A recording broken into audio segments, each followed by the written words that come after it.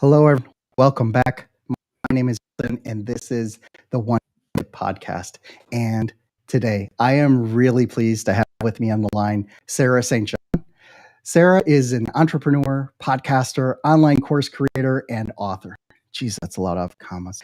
She has created several startups throughout her entrepreneurial career of over a decade. She also has a podcast. She's also the podcast host of Frugalpreneur, building a business on a bootstrap budget, which aims to show people how to launch and manage an online business on budget. So this is going to be a really interesting conversation today. Podcast host to podcast host. We are going to nerd out on just some of the things you should be doing and should not be doing as you're leveling up on your business. So Sarah, welcome to the show. Well, thanks so much for having me. I appreciate it. This is going to be a lot of fun. Sarah, can you please tell everyone a little bit more about your background and how you got to be so prolific? I mean, between the course and and the podcast and running your own agency. What's going on? How did you get to that point? So my entrepreneurial journey started in 2008. I had had 6 different jobs that year, not at the same time, but throughout the course of the year. And I realized I didn't want to work for somebody else. I wanted to be my own boss. And so I started a photography business. But I realized that while I liked taking photos of animals and landscapes and architecture, I didn't like taking photos of people. But that's where the money is. I was doing weddings and portraits. But the bigger issue was the expense to maintain equipment. And so I decided to switch over to an online business model, but I wasn't sure what I wanted to do. So I tried a bunch of different things like blogging, affiliate marketing, drop shipping. And it was in this process that I discovered all these affordable, some even free tools and resources that you can use to run a business on a budget. So I decided to write a book called Frugalpreneur, and it kind of outlines different online business models and how to run an online business on a budget. And while I was doing that, I decided to launch a podcast also called Frugalpreneur. But it was just going to be, a few episodes to kind of coincide with the book for extra marketing. But I was getting more traction, leverage with the podcast than the book. And I love the connections I was making. And so I continued the podcast. I've been doing that for a couple years now, have over 80 episodes. And I was still edit my own podcast, and people have complimented me on it. So I figured, well, why not get paid to do that for other people? So then I launched a podcast production agency. Now I'm working on a podcasting course. I wrote a book about podcasting. So I'm kind of all in on podcasting now, but it took over a decade to get to that point of trying this, that, and the other thing. The one thing that I've noticed about podcasting, so this is my second try at hosting and producing a podcast, at length, right? And one of the things that I've noticed is that, at least for me, it's not about the vanity metrics, the networking. It's about Right. it's about the incredibly interesting people that you get to meet and have a friendly, no pressure conversation with. And hopefully you can strike up enough you could strike up a good enough rapport with them that hopefully they can be your client, right? Mhm. And then it just makes it really easy because you're talking to the point person at that company, right? You're not just talking to some like a marketing manager somewhere, right? You're talking to the CEO of a company that's really making it, that's really making it happen, and is giving you a lot of free and actionable advice just for being on that show. So I think it's Mhm. really interesting. What has been your experience with inviting all these people onto your show and having the opportunity to pick their brain? Yeah, so like you said, you get to connect with people that you probably wouldn't be able to otherwise because, like, for example, if you were to call up some, well-known business owner or entrepreneur and say, "Hey, can I have an hour of your time?" They're either gonna not respond, or they're gonna say no, or they're gonna say, "Yeah, it'll cost you X amount of dollars." But with a podcast, if you say, "Hey, do you wanna come on my podcast?" they're much more likely to actually come on. You can pick their brain, almost like a one-on-one consultation, and make connections. And then, well, even if the person isn't, well known, just the networking and connections. And like you said, they could become a client of yours, or even maybe a future collaboration or joint venture, or like a few people that I've been on their show or vice versa, we're talking about now, like starting a clubhouse room and just different things. You just never know. And so might know so and it just kind of snowballs. And so, yeah, I think the connections and networking is more important than, like you said, the numbers. Yeah, it's one of the things that I've that I really enjoyed about this, just trying to figure out like what's the perfect balance of, like talking to people and getting the information out. And then also it's the amount of content, right? Because, can take you can take an audio interview and you can have it transcribed, you could write a blog post about it, you could pull out the value bombs. You could do a lot of stuff. Like I'm easily 10 to 20, if not more, micro pieces of content off of each interview, right? So Mhm. it really gives you a lot of legs, even in the short format podcast that I'm doing. It's like 10 to 20 minutes long. It's not that long. It's not a Joe Rogan 3-hour interview fest, right? It's a real, it's really concise, and you're able to bring in interesting people. Mhm. Uh, um, go ahead. Oh, I was just gonna say, I was looking through your podcast earlier today, and I was noticing that they're all like 10, 20 minutes. I was like, "Oh, I love that. That's a good idea," because just the other day, I had put out an episode that was only like 17 minutes, which is really short for my show.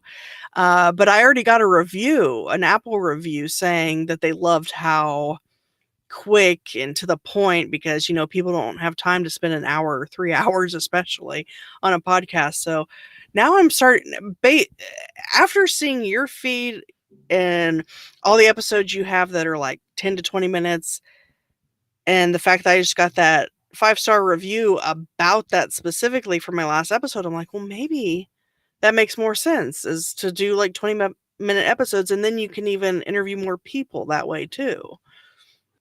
You know what it is that it's a lesser time commitment, Mhm. for people. It's like you don't want to take up too much of their time.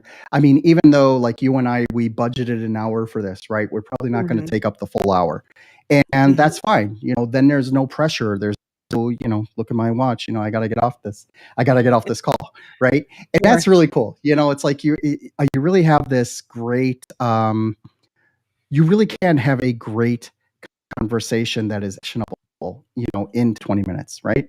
And Mhm. that's really the push that we're trying to do here. So yeah, I think you hit it Mhm. on the head. And if you got that positive feedback from on your side, then beautiful. Then, I think we're both on Mhm. the right track. You know, Yeah. that's just great. Um, I want to shift gears for a little bit and talk a little bit about how you're able to do this, all these different things, like, run an agency, create a course, write a book, host podcast, it's like all of um there is uh, let me rephrase that. There is a school of thought that says you should just learn enough that you need to know in order to be dangerous, or in order to be able to hand it off to somebody else, right? And it's called Mhm. just in time, right? And it's not about, like you've got to be an expert on on 5 or 10 different technologies. Yeah, I mean, a lot of successful people, they put out like a lot of videos. They couldn't edit video if their life depended on it, or if they do a podcast, like they can't edit it. I mean, I know for me, just to edit a 20-minute podcast takes hours. It is a much better use of my time to pay somebody to do that, as opposed to me doing it myself, because otherwise each episode is going to take, like 4 to 6 hours, all inclusive, and that frankly is a lot of time. Let's talk a Mm. little bit about your one bit and why just in time learning is the way to help you save both time and money in your business. Mhm.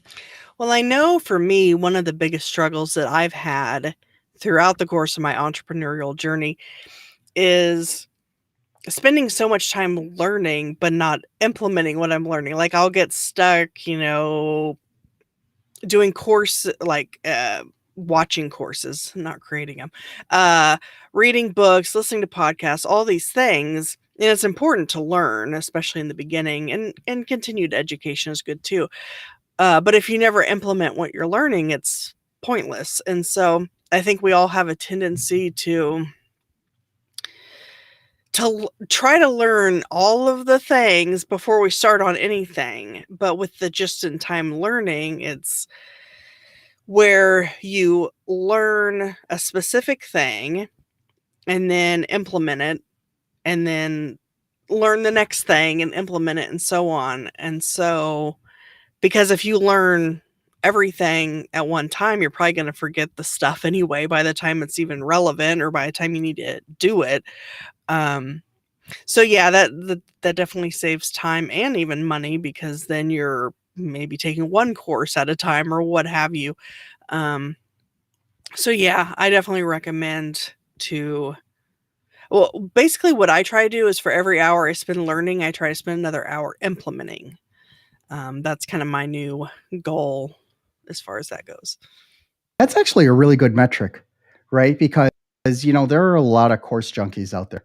Mm. They just go from course to course to course. I mean, one of the things I've been resisting is also to create yet another podcasting course, right?